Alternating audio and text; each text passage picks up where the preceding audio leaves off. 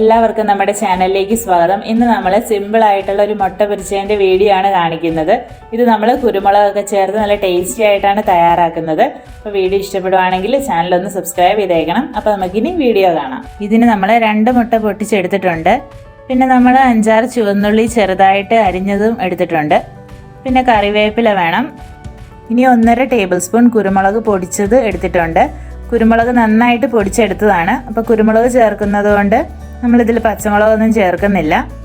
പിന്നെ ആവശ്യത്തിന് നമുക്ക് ഉപ്പ് വേണം. ഇനി നമുക്ക് ഈ മുട്ടയിലേക്ക് ഉള്ളി അരിഞ്ഞതും കറിവേപ്പിലയും കൂടി ചേർക്കാം.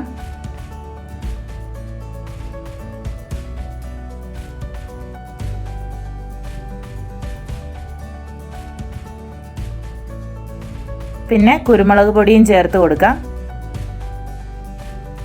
ഇനി ആവശ്യത്തിന് ഉപ്പിട്ടിട്ട് നന്നായിട്ട് നമുക്ക് അടിച്ചെടുക്കാം.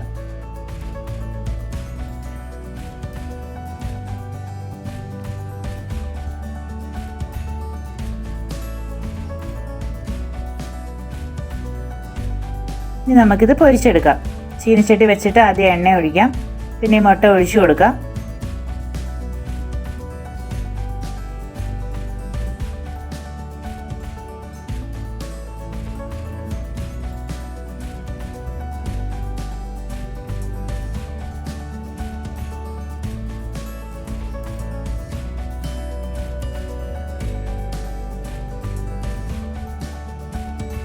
ഇപ്പം നമ്മുടെ സ്വാദിഷ്ടമായ മുട്ട പൊരിച്ചത് റെഡി ആയിട്ടുണ്ട്.